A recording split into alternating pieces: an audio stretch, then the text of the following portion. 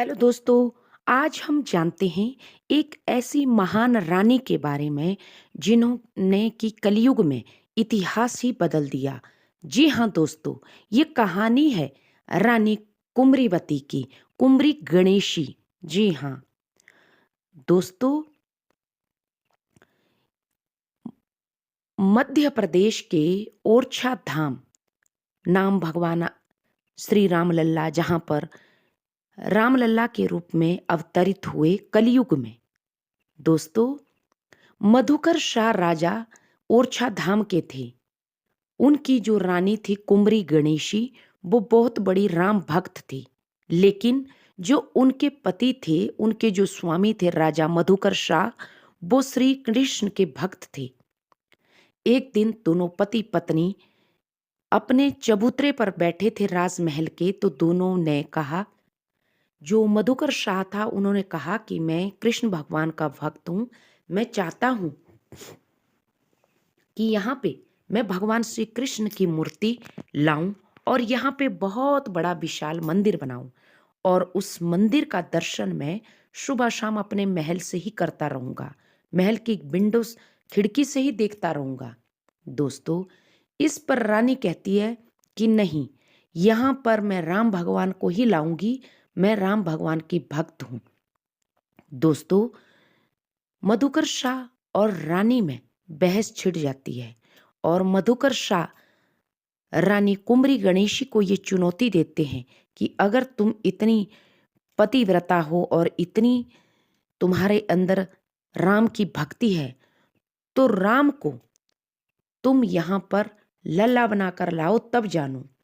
दोस्तों, जैसे ही सुबह हुई, भोर की उस बेला में ओरछा धाम के लिए एक नए सवेरे की शुरुआत हो गई। रानी कुमरीवती, रानी गणेशी कभी हार नहीं मानती थी। रानी गणेशी और मधुकर शाह ने थोड़े और सैनिक भेजकर जो वहां के आचार्य थे पुरोहित, उनसे समय पूछकर और वहां से नाचते गाते हुए अयोध्या के लिए रानी कुमरीवती अपने सैनिकों के साथ राम भगवान को पाने के लिए निकल पड़ी।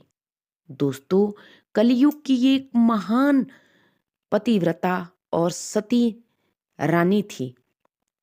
अब जैसे जो रानी कुमरी गणेशी थी, वो अयोध्या में पहुंच जाती है, तो वो भगवान श्री राम के समक्ष हाथ जोड़कर कहती है कि हे प्रभु, मैंने अपने स्वामी से आपको राम लल्ला के रूप में लाने के लिए मंदिर का हम निर्माण करवा रहे हैं, आप मेरे साथ चलिए। तो वहां के जो साधु संत थे, उन्होंने रानी कुमरी गणेशी को कहा कि इसके लिए तो तुम्हें रानी घोर तपस्या करनी पड़ेगी भगवान श्री राम की। दोस्तों, रानी कुमरी गणेशी दिन रात भगवान की भक्ति में ही वहां अयोध्या में बैठ गई। कहते हैं दोस्तों कि तब जब 10 साल हो गए, जब 11वां साल लगा, तो रानी गणेशी को एक दिन उनका साहस टूटने लगा। रानी गणेशी ने ये कहते हुए सरयू नदी में छलांग मार दी कि हे प्रभु, अगर आप मुझे दर्शन नहीं देंगे और मेरे साथ ओरछा नहीं चलेंगे, तो मैं अपने प्राण इसी नदी में त्याग दूंगी। दोस्तों, इतना कहकर रानी ने नदी में छलांग मार दी और जब रानी ने नदी में छलांग मारी, तो भगवान श्री राम वहां नदी से प्रकट हुए और रानी गणेशी कुमरी गणेशी को बाहर निकाल कर कहा कि हे रानी, तुम क्यों अपने प्राण व्यर्थ में गंवा रही हो? तो रानी कहती है कि प्रभु, मैंने अपने पति से वचन लिया है कि आपकी मूर्ति ही मैं उस मंदिर पे बिठाऊंगी। भगवान श्री राम कहते हैं कि रानी कुमरी, मैं तुम्हारी तपस्या से प्रसन्न हूं, लेकिन मेरी भी 3 शर्तें हैं। रानी गणेशी कहती है कि कहिए मेरे प्रभु, आपकी क्या शर्तें हैं? भगवान श्री राम कहते हैं कि सबसे पहले तो मैं यहाँ से बाल रूप में तुम्हारे साथ ओरछा जाऊंगा। और दूसरा, मैं जहाँ एक बार विराजमान हो जाऊंगा वहां से मैं उठूंगा तक नहीं। और तीसरा कि ओरछा में आपको मुझे राजा बनाकर रखना पड़ेगा। रानी ने तीनों शर्तें मानी और भगवान श्री राम राम लल्ला के रूप में, बालक के रूप में रानी की गोदी में आ गए। दोस्तों, अब सारे साधु संत और रानी कुंवरी गणेशी वहां से नाचते गाते हुए अयोध्या से मधुकर शाह की राजधानी ओरछा धाम पहुंच गए। ओरछा धाम में पहले बुलावा भेजा गया, लेकिन अभी जो ओरछा धाम का जो राजा का विशाल मंदिर था वो पिछले 30-35 वर्षों से बन रहा था, वो अभी अधूरा था। अब रात के समय जब वो वहां पहुंचे तो रात को पंडित वगैरह वहां पे नहीं थे मूर्ति की प्राण प्रतिष्ठा के लिए। रानी और साधु संत, कुछ सैनिक इतने थक चुके थे कि रानी ने अपनी रसोई में ही भगवान श्री राम को लल्ला वहीं पे रख दिया। लेकिन जैसे ही रानी सोई, रानी थकी हुई बहुत थी, रानी को रात में स्वप्न आया। भगवान श्री राम लल्ला के रूप में बोले कि माता, अब मैं कहीं नहीं जाऊंगा। मेरी शर्त के अनुसार मैंने कहा था कि जहां पर मुझे एक बार रख दोगे मैं वहीं पर रह जाऊंगा। अब मैं आपकी रसोई में ही विराजमान रहूंगा। दोस्तों, उसके उपरांत रानी ने सुबह राजा से स्वप्न बताया।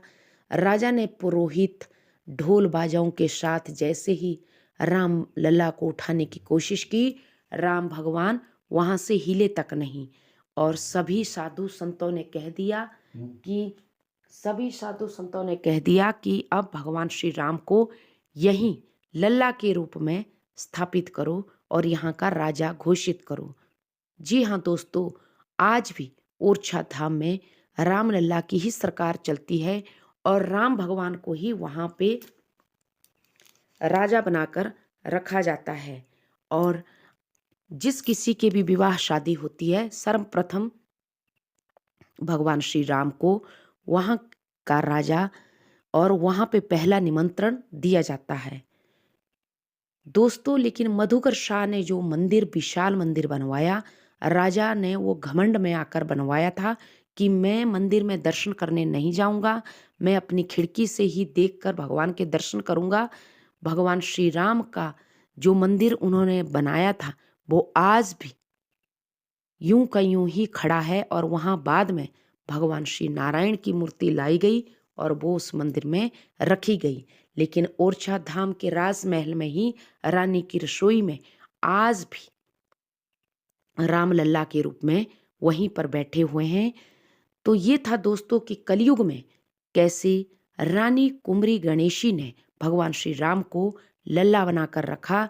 अगर हमारी भक्ति में शक्ति है और हमारे मन में श्रद्धा है, विश्वास है और त्याग है, तो हम कलयुग में भी भगवान को प्राप्त कर सकते हैं।